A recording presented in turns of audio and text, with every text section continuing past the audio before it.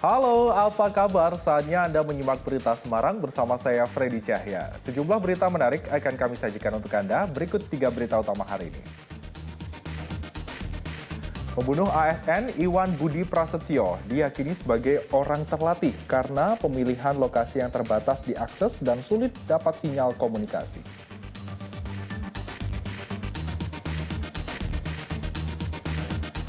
Panglima TNI Jenderal Andika Perkasa mengkonfirmasi 3 anggota TNI dari Polisi Militer masih diperiksa secara intensif terkait pembunuhan ASN Iwan Budi Prasetyo.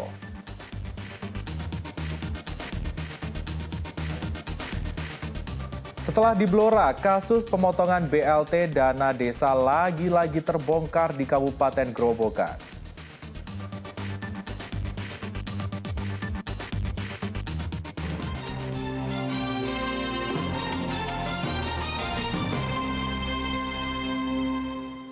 Kita buka dari perkembangan kasus pembunuhan ASN Iwan Budi Prasetyo. Polisi masih terus menyelidiki pelaku dan motif pembunuhan keji terhadap ASN Iwan Budi Prasetyo yang kini masih misterius. Berdasarkan analisa, pemilihan lokasi pembunuhan di lahan kosong kawasan Pantai Marina Semarang, pelaku diyakini merupakan orang terlatih.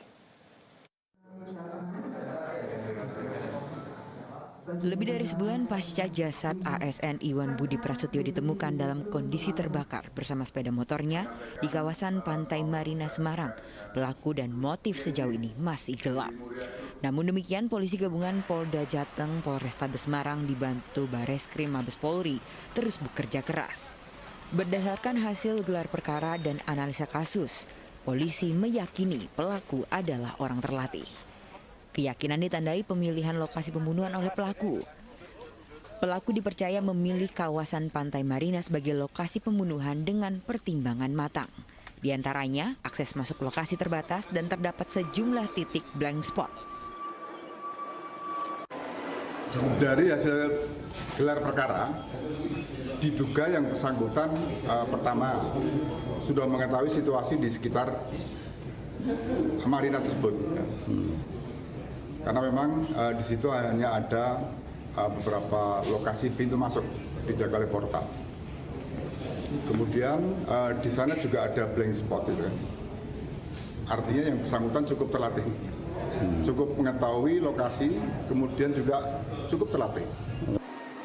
Bersamaan dengan itu, penyidik juga terus memeriksa secara maraton sejumlah saksi.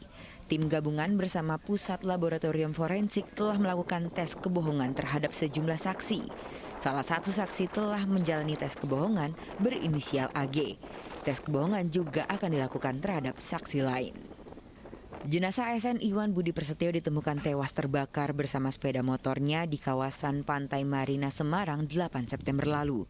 Kondisi jasad sudah tidak lagi utuh.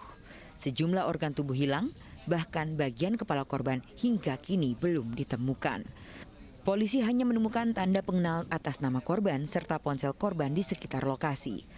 Korban baru benar-benar teridentifikasi sebagai Iwan Budi Prasetyo setelah hasil DNA jasad identik dengan DNA anak-anaknya.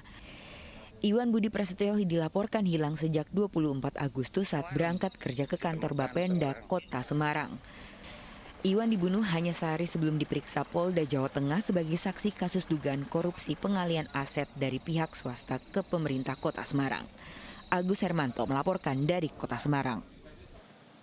Di tempat terpisah, Panglima TNI Jenderal Andika Perkasa mengatakan 3 anggota TNI dari Polisi Militer sedang menjalani pemeriksaan intensif di Kodam 4 Diponegoro terkait kasus pembunuhan ASN Iwan Budi Prasetyo. Namun ketiganya masih berstatus sebagai saksi. Andika menjamin akan memantau langsung perkembangan penyelidikan terhadap ketiga anggotanya. Berikut pernyataan pernyataan Panglima TNI usai menghadiri pelantikan dokter di Universitas Gadjah Mada, Yogyakarta. Sedang melakukan proses hukum.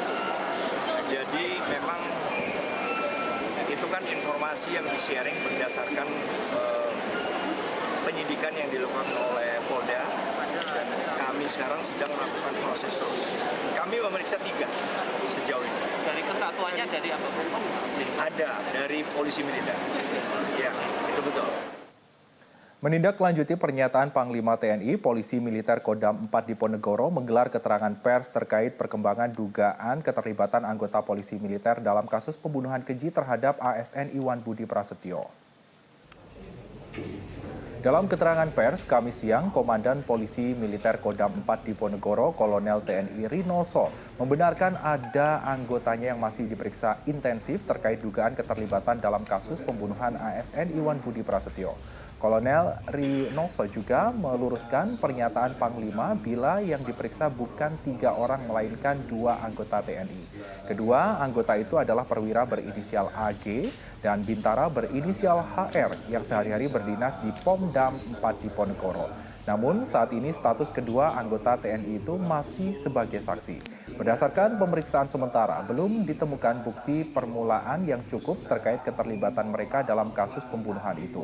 Perwira AG bersama istrinya telah diperiksa pihak Pomdam setelah mendapatkan informasi dari tim gabungan Polda Jateng, Polrestabes Semarang, dan Bareskrim Mabes Polri. Selanjutnya, pihak Pomdam memeriksa 2 warga sipil, Agung Portal dan Haryadi, karena keduanya berada di kawasan Pantai Marina dekat lokasi pembunuhan korban. Saksi Agung mengaku tidak mengenal 2 anggota TNI itu, namun saksi Haryadi mengenal perwira AG dan bintara HR dalam urusan bisnis. Saksi Haryadi mengaku kedua anggota TNI itu berada di kantor saat pembunuhan Iwan 24 Agustus lalu. Meski demikian, pihak Pomdam 4 Diponegoro akan terus menyelidiki keterlibatan kedua anggota TNI dengan menyelidiki rekaman ponsel korban. Dan 2, ya, mungkin memang yang diduga polisi tersangka itu kan 3, ya kan? Yang anggota TNI itu inisialnya saudara AG dan saudara HR, ya. Yang satu ini HRD itu sipil, satuannya polisi militer, polisi militer. Karena ini kan terkait korupsi, tahun 2010 waktu itu Bapak Sukawi. Nah, 2 orang ini memang dia dekat, apalagi saudara AG ini istrinya itu adalah keponakannya Pak. Nah, itu mungkin ada hubungan, memang ada hubungannya. Tapi untuk arah ke pembunuhan belum ada bukti permulaan yang cukup. Sementara itu, kasus dugaan korupsi aset di Bapenda Kota Semarang masih terus diselidiki Direktorat Reserse dan Kriminal Khusus Polda Jawa Tengah. Hingga kini penyidik telah memeriksa 9 saksi. Berbarengan dengan penyelidikan kematian ASN Iwan Budi Prasetyo, Polda Jawa Tengah juga tetap melanjutkan penyelidikan dugaan korupsi pengalihan aset di Bapenda Kota Semarang tempat korban bertugas. Sejauh ini, polisi telah memeriksa 9 saksi, baik dari pihak pemerintah Kota Semarang, swasta maupun pihak ketiga. Dari pihak swasta, polisi telah meminta keterangan dari PT Karya Deka Alam Lestari, pengembang perumahan Bukit Semarang Baru, BSB Mijen Semarang, selaku pihak yang menyerahkan aset ke pemerintah Kota Semarang. Berdasarkan keterangan saksi dari pemerintah Kota Semarang, proses sertifikasi aset telah dimasukkan dalam rencana kegiatan anggaran pemerintah Kota Semarang dengan dana APBD. Namun tidak terrealisasi. Polisi menjamin tetap melanjutkan penyelidikan kasus ini meski salah satu saksi almarhum Iwan Budi telah meninggal dunia. Korban sedianya sebenarnya diperiksa sebagai saksi, namun dibunuh sehari sebelumnya.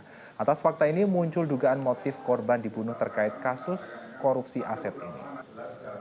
9 orang telah kami minta keterangan terkait dengan kasus yang korupsinya ya, tempat kami ya. Kami sampai saat ini masih dalam proses penyelidikan. Namun demikian kami sampaikan bahwa sementara kami belum menemukan unsur pidana terkait dengan dugaan korupsi tersebut. Polisi menggagalkan penyelundupan ratusan liter solar subsidi yang sedianya dijual ke kalangan industri di Grobogan. Polisi meringkus seorang sopir truk tangki. Supir truk tangki bernama Abdul Majid, warga Kabupaten Pati, dibekuk aparat Polres Grobogan di Jalan Raya Brati. Abdul kedapatan membawa 800 liter solar subsidi. Abdul akhirnya ditahan karena tidak bisa menunjukkan dokumen pengangkutan BBM. Abdul mengaku hanya disuruh mengangkut BBM subsidi di wilayah Sragen, lalu disalurkan ke wilayah Pati. Ia mendapat upah Rp700.000 sekali mengangkut solar subsidi. Polisi kini memburu dalang yang mengendalikan peredaran subsidi BBM ke kalangan industri. Nah itu dijual berapa? Nggak tahu, Pak. Cuma sopir suruh. Cuma sopir, Pak. Sopir aja suruh jemput, suruh nganter. Setiap hari memang sopir itu, sopir tangki atau gimana? Baru, Pak. Baru gimana? Yang bersangkutan sopir tidak bisa menunjukkan surat jalan, baik DO maupun NO, loading order maupun delivery order. Kemudian setelah itu kita lakukan pengecekan kembali, ya. Yang bersangkutan ini hanya sifatnya menerima perintah dari seseorang. Ini masih dalam pengembangan. Pelaku dijerat dengan pasal 55 Undang-Undang RI Nomor 22 Tahun 2001 tentang minyak dan gas bumi dengan ancaman hukuman maksimal 6 tahun penjara. Arif Nur melaporkan dari Kabupaten Grobogan. Kejahatan jalanan berupa pencurian sepeda motor marak terjadi di Tegal Kota. Selama 2 bulan terakhir, polisi mengungkap 16 kasus curanmor dengan meringkus belasan tersangka. Polres Tegal Kota memperlihatkan 20 tersangka hasil pengungkapan sejumlah kasus selama bulan Agustus hingga September. Kasus paling menonjol adalah pencurian dan penggelapan sepeda motor, yakni 16 kasus. Polisi meringkus 12 tersangka dan menyita sejumlah bukti sepeda motor. Modus pelaku rata-rata mengincar motor yang diparkir di tempat umum atau depan rumah. Modus lain, 2 pelaku yang bekerja sebagai dealer sepeda motor membawa kabur motor saat mengantar motor ke pembeli. Polisi juga menangkap muncikari kasus prostitusi. UJT digunakan masuk ke dalam halaman rumah, kemudian mereka mengintai rumah-rumah yang mungkin lalai dalam memberikan pengamanan di sekitar rumahnya, pintu terbuka, pintu tidak terkunci, sehingga para pelaku ini memanfaatkan situasi ini. Sehingga ada laporan masyarakat, kita tidak lanjuti dengan bantuan CCTV, kita berhasil mengungkap dan menangkap